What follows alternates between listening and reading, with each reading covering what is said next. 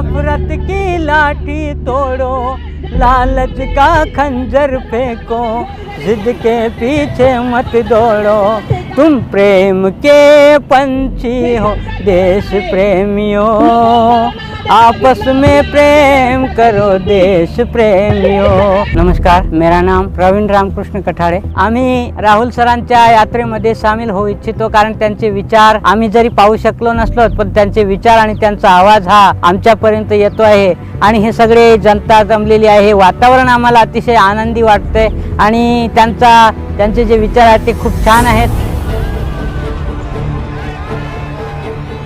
10 वर्षाआधी आमच्या अंध लोकांनाही अतिशय सगळं स्वस्त मिळत होतं आणि आता ते कमी होत चाललं आहे। पेट्रोल वाढलं, सगळं वाढलं, महागाई वाढली, त्याच्यामुळे गरीब लोक कसे जगतील आणि गरीब लोकांनाही परेशानी होते आणि हे परेशानी होऊ नये म्हणून राहुल गांधींनी विरुद्ध आवाज उठवायला यात्रा काढलेली आहे।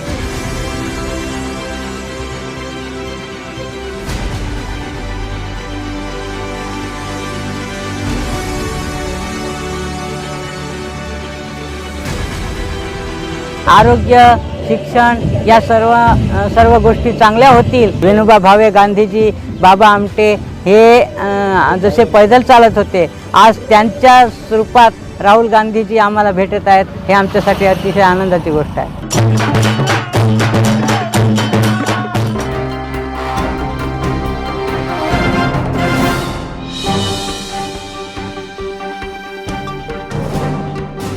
दोस्तों नमस्कार, मैं मनोज कुमार शर्मा आजाद हिंद आवाज न्यूज के लिए आपके बीच में। जहां भारत जोड़ो का एक सपना लेकर के चल रहे हैं राहुल गांधी। जी हां, एक ऐसा नेता जो उन नेताओं को चुनौती दे रहा है जिन नेताओं का उस सड़क के रास्ते से कोई वास्ता नहीं था। जब सड़क के आदमी बन जाते हैं राहुल गांधी तो बरबस लोग उनकी तरफ मुड़ते हुए चले आते हैं। लोग अपना दुखड़ा लेकर के उनके पास, कोई रोता है, कोई चीखता है, कोई चिल्लाता है। ये राहुल गांधी की ताकत है, जो राहुल गांधी के खिलाफ एक उद्योगपतियों के साथ उनकी इमेज बनाई थी, वो शायद केवल एक यात्रा ने धूमिल कर दी है। लेकिन यहां दूसरी तरफ जो तमाशा हो रहा है वो वाकई बहुत बड़ा तमाशा हो रहा है। कहते हैं कि कांग्रेस में बैरिस्टर थे, पढ़े लिखे लोग थे जिन्होंने हमें आज़ादी दिलाई, बहुत बड़े चिंतक थे। संविधान कैसे बनेगा, संविधान होता है, देश का नहीं होता है, ये होता है, वो होता है, बहुत सारी चीज़ें, न्यायपालिका का गठन और चुनावों का गठन, ये होता है, ये सोचने की शक्ति उनके पास थी। मान लो अगर चाय वाला उस टाइम नेहरू जी की तरह स्वतंत्रता आंदोलन में रहा होता तो इसकी अकल कितनी होती, अदानी अंबानी तक बस सीमित होकर रह जाता। लेकिन इसके साथ साथ यहां यह भी बात कहनी पड़ेगी कि जिस तरह से कांग्रेस का दौर बदला है और कांग्रेस के दौर में जिस तरह से बदलाव हुए हैं, कांग्रेस ने 2 इलेक्शन सहानुभूति के रथ पर चढ़ करके जीते हैं पूरे देश में। एक कुर्बानी थी इंदिरा गांधी की और उस कुर्बानी के बाद कांग्रेस को सबसे बड़ा बहुमत मिला था इंदिरा गांधी के जाने के बाद, और राजीव गांधी की हत्या के बाद प्रचंड बहुमत मिला था। गधे भी जीत गए थे चुनाव, लेकिन जो गधे चुनाव जीते और जो मूर्ख चुनाव जीते, उन्हें सत्ता इतनी प्यारी थी, पद इतना प्यारा था कि वो जान तो देश के लिए क्या कुर्बान करते, वो पार्टी के लिए अपना पद कुर्बान नहीं कर सकते। पार्टी की अध्यक्षा एक विधवा, अपनी ही पार्टी के 2 पूर्व अध्यक्षों की खानदान से रिलेशन रखने वाली सोनिया गांधी की बेइज्जती राजस्थान में कर देते हैं। पूरे हिंदुस्तान को गुस्सा आता है इस बात को लेकर के, और यह बात भी तय है कि जब आजकल हिंदुस्तान में बयार चल रही है परिवर्तन की, आम आदमी पार्टी नए नए नेताओं को लेकर आ रही है। एनएसयूआई का एक नेता गुजरात में अमित शाह द्वारा गृह मंत्री बना दिया जाता है वहां का, और हमारे यहां अशोक गहलोत पता नहीं कितने पदों पर रह चुके हैं राजस्थान के। बाकी का नाम नहीं लूंगा, लेना अच्छा भी नहीं लगता मुझे, क्योंकि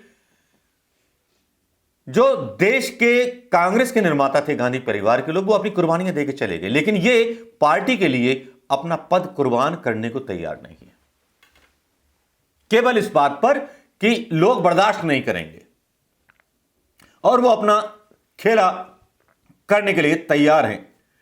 या कह सकते हो कि कांग्रेस के अंदर ही वो नेता हैं, उन उद्योगपतियों ने तो साजिश की थी राहुल गांधी के खिलाफ।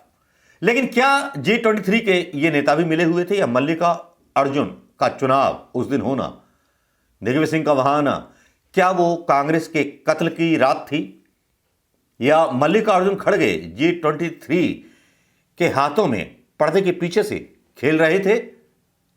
क्या है सच्चाई? सच्चाई का पता इसलिए लगाना पड़ेगा क्योंकि राजस्थान के घटनाक्रम कुछ शक और कुछ संदेह पैदा कर रहे हैं। जी हां दोस्तों, क्योंकि एक नेता 3500-3800 किलोमीटर चलेगा और वो दावा कर रहा है कि मैं वहां तिरंगा लहराऊंगा, इस कांग्रेस को जीवित करने का काम कर रहा है, जो बूथ स्तर तक जाकर के मुख्यमंत्री पद के दावेदार और मुख्यमंत्री होते हुए नहीं कर पा रहे अशोक गहलोत, उनसे नाराज होकर के और कांग्रेस प्रेसिडेंट से नाराज होकर के इस्तीफा आ जाता है माकन का, जो प्रभारी पद छोड़ देते हैं राजस्थान का। राजस्थान कांग्रेस प्रभारी अजय माकन ने राजस्थान का प्रभारी का पद छोड़ दिया है। 25 सितंबर को विधायक दल की बैठक नहीं होने से आहत अजय माकन ने यह पद छोड़ा है। गहलोत पायलट के बीच जो खींचतान हो रही है वो उससे बहुत आहत हैं। राजस्थान कांग्रेस प्रभारी अजय माकन ने राजस्थान प्रभारी का पद छोड़ने की पेशकश की। 25 सितंबर को विधायक दल की बैठक नहीं होने से आहत अजय माकन ने पद छोड़ा है। हालांकि सभी महासचिव पहले ही अपने पद से इस्तीफा दे चुके थे, लेकिन मल्लिकार्जुन खड़गे ने स्टीयरिंग कमेटी का सदस्य बना लिया था। ऐसे में वर्तमान में सभी प्रभारी अपना काम स्टीयरिंग कमेटी के सदस्य के रूप में देख रहे थे, लेकिन आज राजस्थान के प्रभारी रहे अजय माकन ने इस्तीफा दे दिया। खबरें अंदर खाने बहुत आती रहीं, फुसफुसाहटें कांग्रेस के अंदर चलने लगी। किसी ने बोला योगी मोदी और शाह ने मैनेज कर लिया अशोक गहलोत को गुजरात चुनाव के लिए, क्योंकि वो प्रभारी हैं वहां के। और अशोक गहलोत ने अपना पत्ता उछाल दिया ब्लैक मार्केट में कि मैं नहीं तो वो नहीं, गुजरात मेरे हाथ में, सोच लो। ये आला कमान को ब्लैकमेल करने का तरीका इन कांग्रेसी को पुराना रहा है। वो अलग बात है कि बुराई और सिर्फ बुराई गांधी परिवार, राहुल गांधी और सोनिया गांधी के हिस्से में आई। ये वो परिवार है जो खून के घूंट और अपमान के घूंट पी के जीता रहा। यहां पर आदेश रावल जो कहे जाते हैं कांग्रेस की बहुत अंदर की खबर रखते हैं। उनके कुछ ट्वीट यहां मैं कोट करना चाहूंगा। अजय माकन ने राजस्थान के प्रभारी महासचिव से पद से इस्तीफा देने की इच्छा जताई। 25 सितंबर का राजनीतिक घटनाक्रम इसकी बजाय कांग्रेस के साथ अपने पारिवारिक संबंधों का हवाला देते हुए खुद को राहुल गांधी का सिपाही बताया। दिल्ली में कांग्रेस को मजबूत करेंगे, कांग्रेस अध्यक्ष को उन्होंने पत्र लिखा और उनका वो इस्तीफा स्वीकार हो गया।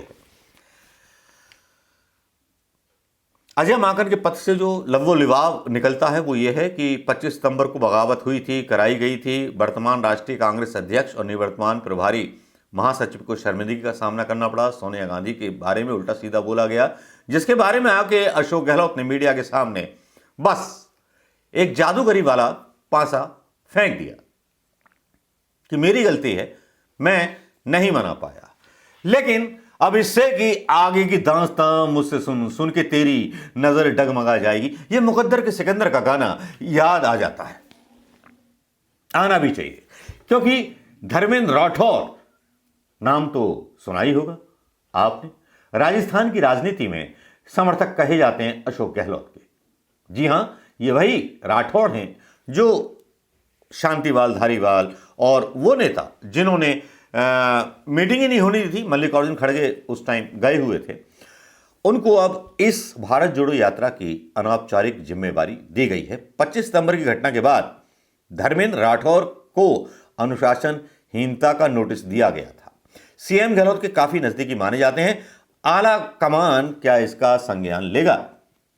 नहीं लगता, क्योंकि मल्लिकार्जुन खड़गे की तरफ से इस बारे में अभी तक कोई लेटर इन लोगों के खिलाफ जारी नहीं किया गया, जबकि समझा यह जा रहा था कि मल्लिकार्जुन खड़गे अध्यक्ष बनते ही राजस्थान के मामले पर थोड़ा कठोर रुख अपनाएंगे। लेकिन यहां कुछ ऐसा नहीं हुआ। मेरी पर्सनल टिप्पणी तो सिर्फ यह है कि अशोक गहलोत एक तरह से आला कमान को ब्लैकमेल कर रहे हैं, या फिर मल्लिकार्जुन खड़गे G23 के उन नेताओं के हाथ खेल रहे हैं जिन्होंने दिग्विजय सिंह की जगह उनको केवल इसलिए चुना कि उनकी कांग्रेस में दुकान चलती रहेगी। आपकी क्या राय है दोस्तों? क्या सचिन पायलट को अगर मुख्यमंत्री बना दिया जाता है जैसे कि राहुल गांधी की इच्छा थी, क्या गलत होगा? क्या नहीं दिया पार्टी ने अशोक गहलोत को? क्या नहीं मिला अशोक गहलोत के समर्थकों को? शांति धारीवाल की उम्र क्या हो गई चुनाव लड़ते लड़ते कोटा से, जबकि कोटा में कई बीजेपी के युवा भाजपा के एमएलए जीत गए। क्या है वो सत्ता का राज, जो राज युवा नेताओं को सामने नहीं आने देना चाहता? क्या है वो राज जिसके लिए प्रधानमंत्री बोलते हैं बूढ़ी कांग्रेस? क्या है वो राज जो हिम्मत मल्लिकार्जुन खड़गे नहीं कर पाते, मोदी और शाह कर लेते हैं गुजरात के अंदर? 38 सिटिंग सीएम से ही विधायकों के टिकट काट देते हैं। कांग्रेस में ब्लैकमेल की सियासत कब तक चलेगी? और याद रखिए, जिस रात मल्लिकार्जुन खड़गे के लिए G23 एक हुए, उस दिन कांग्रेस के लिए वो कत्ल की रात थी। नमस्कार, जय हिंद दोस्तों।